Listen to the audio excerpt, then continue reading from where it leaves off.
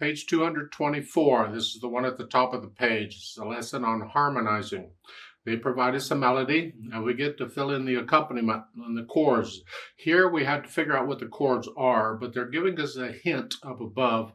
They say use the 1 and the 5/7 chords. So those are our choices, whatever the key is. Well, if you play a little bit of the melody, I mean, you need to know the melody anyway. It's 2/4 time with a pickup, half a beat. 1 E and a 2 E and a 1 and 1 E and a type thing. Okay, so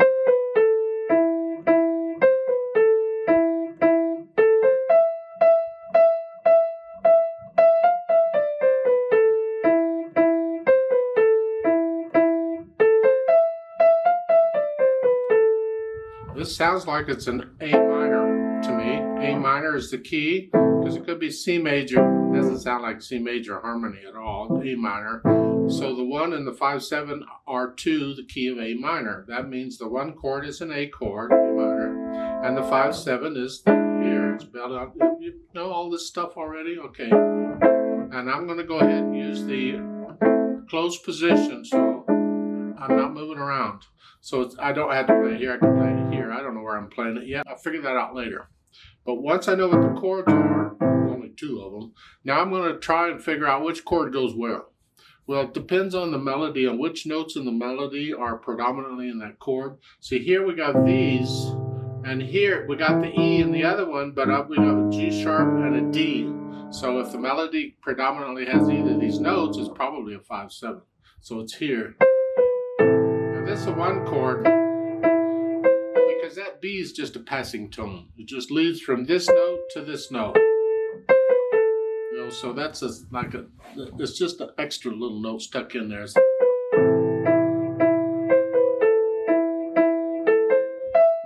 Now this could be either one, because the E's in both chords.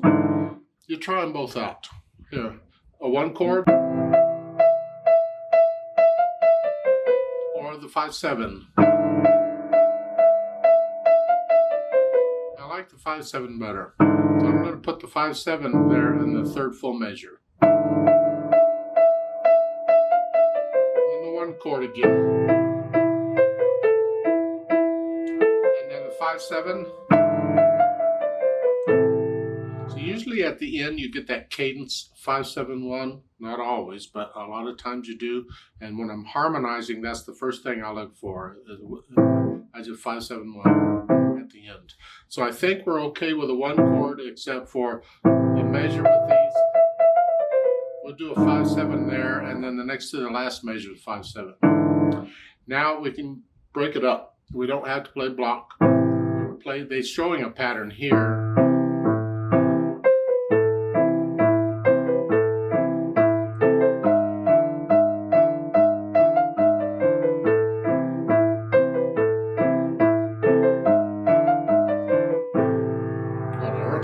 Don't have to. I mean, there's only 2 measures, or 2 beats in a measure, but a lot of you can take 2 measures at a time. So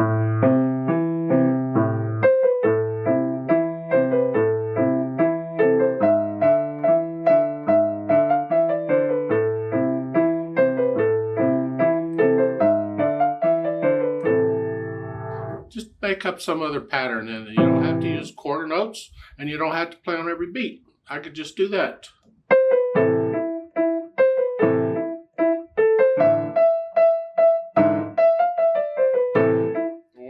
Something, I don't know.